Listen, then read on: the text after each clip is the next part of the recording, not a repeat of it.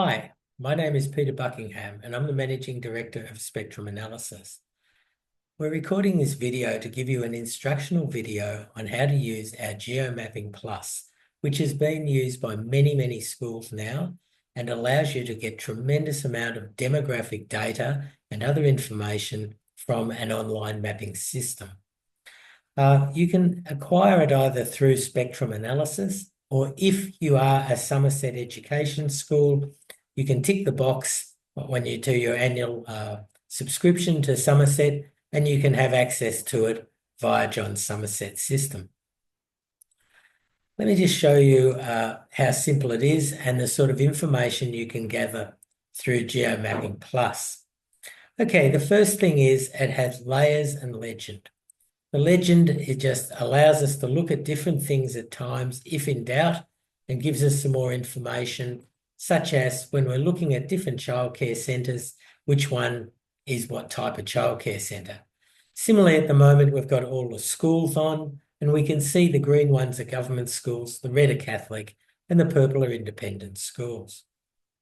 So legend is always sitting there in the back, and then the main part is layers. Layers, blue is on and grey is off. That's about all you need to remember. So we can zoom in and zoom out and use this just like you've probably done with Google previously. So I'm just bringing it in around the Wahroonga area, and I'll use an example of a client we work with, Knox Grammar. So the first thing is when we just want to look at any school in Australia, this is the ACARA data, and it shows for some 9,000 schools. So the first thing it tells us is their website. Then it talks about what is the number of teaching staff, full-time equivalent, what is the full number of children there. It is a boys' school with a little bit of girls at the ELC level or very prep level. And we can see that their numbers have moved from 1908 in 2008 through to 3,294 in 2024. So they're actually up 72.6% over that period. The next thing it shows us is what are their fees. And this is in 2023 is the latest data through my school. And this is an average fee that is created by the business manager telling the government how much fees are collected at that school. Now, this will work for all schools. We can go to a government school such as this. Green one, it's a public school. We can again see what its numbers are, whether it's been growing or going backwards, and how things have changed. Okay, so once we go away from schools, the second part is we have childcare centres. And I'll just go back to that legend. And the legend shows us that if we're looking at the square, if it's green on the top, it is a childcare, a long day care. Light blue on one side, then it is part of a school. Dark blue on the other side, then it is an independent kindergarten. And the bottom ones are sort of before school and outside school hours. So if I go and click on any one of these, like this one here, Norwood Community Preschool, it's a standalone kindergarten, and it has 25 approved places. This is very helpful when looking at if you are a K-12 school and you're thinking about where are we going to get children to come into prep. So after the information that some 17,000 preschools that are in our system, the next important thing is CEFA. And CEFA stands for Socio-Economic Index for Areas. When we look at Sydney, we can see, again, we just jump to the legend, and we pretty quickly see that dark blue is the top 20%, through to light blue, through white, through light brown to dark brown. Now, Mr. and Mrs. Average in Australia live at a score of 1004. Now, you could say CEFA is probably pretty well guided to the average household income, but it also takes into account level of unemployment, price of housing, things like that, to be able to get a score. One standard deviation to the good side is 1100, two standard deviations, 1200, and similar to the lower sides. So if I'm over at Vaucluse in Sydney, I'm seeing a number that says 11,915 people live there. and they had an average CFA of 1175. If I go to a light blue area, Ashfield, I'm seeing 12,000 people at about 1067. If I go to a white area, Bexley, I'm seeing about 10,000 people at 1027. If I go to a light brown like Ingleburn, I'm seeing 16,000 at 967. And I'll come in onto one of the darker brown, Chester Hill, 20,000 people at 918. Now, from a school's point of view, this is a good way of looking to say, well, what is the ability of that area to pay fees, the fees that you wish to charge? So CFA is a national product. We can see it for all over Australia. The next thing we have, and I'll go straight to Census 2021, is, and we have the similar in 2016, we can go to any area and we can look at what the some information from the census. So first thing is, what's the population? What's the average household income? How is it broken up by percentage? And then the next thing is, at census, you were asked whether you had children, whether they went to preschool, whether they went to primary or secondary, and then whether they went to Catholic, independent or government school. This data tells us how many children and what percentage there are at different levels at the government, Catholic and independent school. So an area like the one I've just got on, I'm on, is at about 9% at independent primary, secondary school, and very, very little in the independent primary school. Now, again, this is very proportional to CFA, the socioeconomics. Obviously, the higher the socioeconomics, the higher you're going to find that percentage of independent school, going to independent school. So, for example, if I go over to Vaucluse, again, we can see we've got an average household income of $180,000 a year. We come down here, we have 51% of primary school age kids are at independent school and 77% of secondary go to an independent school. The same area is interesting with Catholic, pretty constant, 12% at primary and about 12% at secondary. Government, about 35% at primary and then down to about 9% at secondary. The last thing we have in this little section is ethnicity. And our best way of looking at ethnicity, we feel, is language spoken at home. Again, you can see 81% speak English at home, 5% a form of the Chinese languages. The next area is, we call it Indo-Aryan, looking at Indian, Pakistani, and that area, the subcontinent. Then Arabic, and then Southeast Asian tends to be our Vietnamese and Thai type languages. And the last is other non-English, is really everything else, but also includes your French, English, French, Greek, Italian, a lot of the Middle European languages.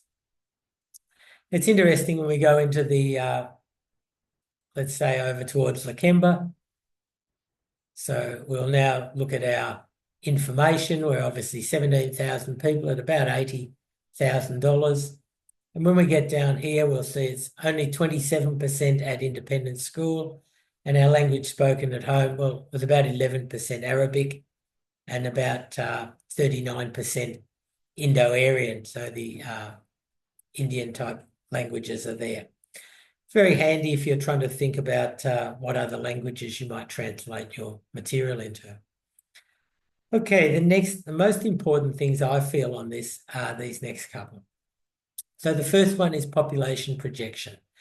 And this is data that came out in 2024, October 2024, and talks about population projection out to 2032.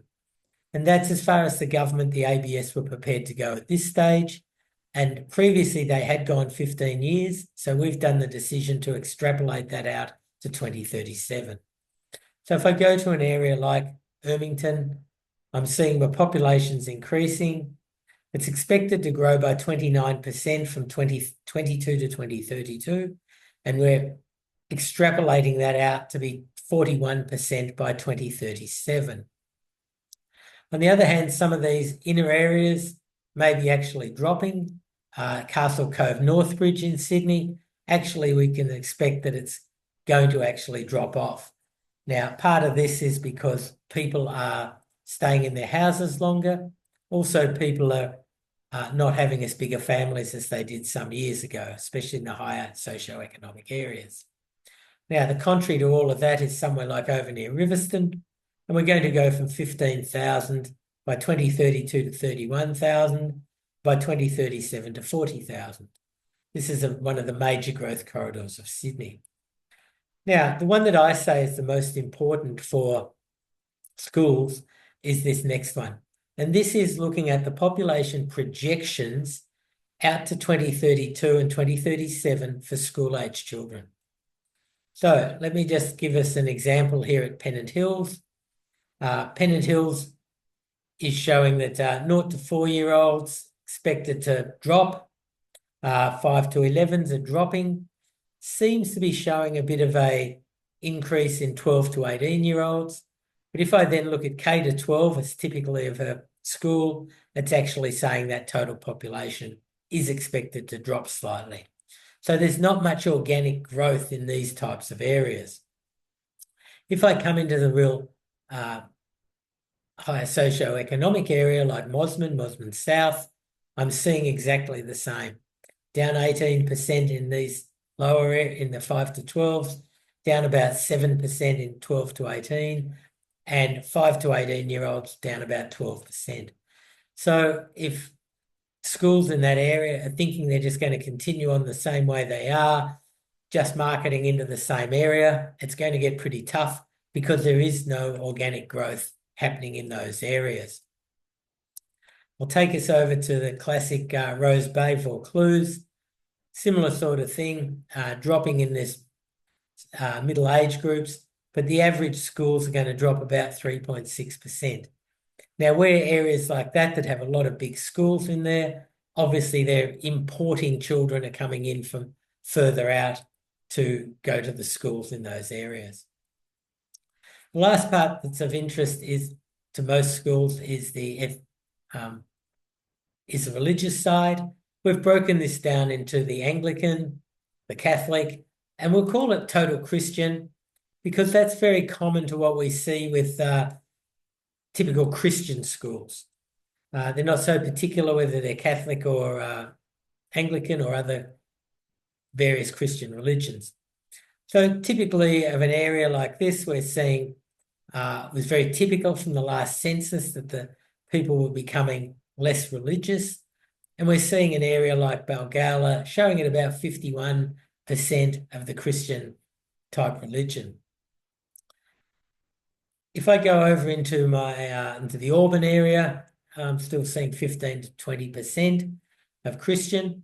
Now, if I turn that to Islamic, remembering that blue will now be the highest colour of Islamic, and I go into some of these areas, I'm going to be seeing numbers like, just thinking of around here, Regent Park, 22% Islamic.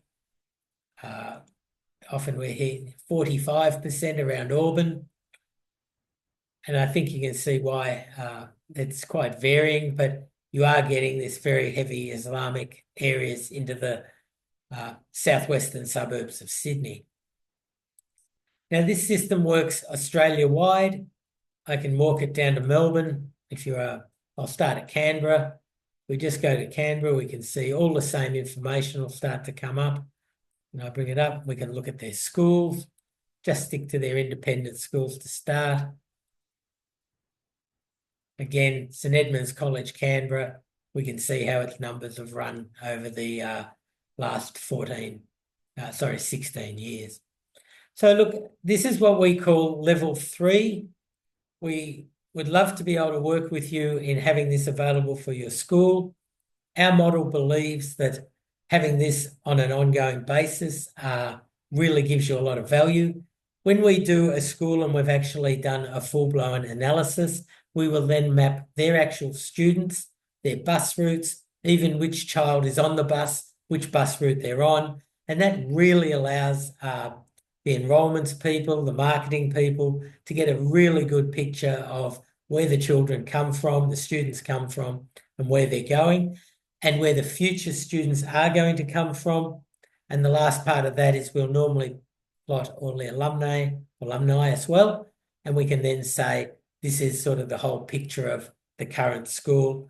And we can look back and say, what did it look like in let's say 2021 and even 2016, and see what market share will have changed. What areas are we strong in?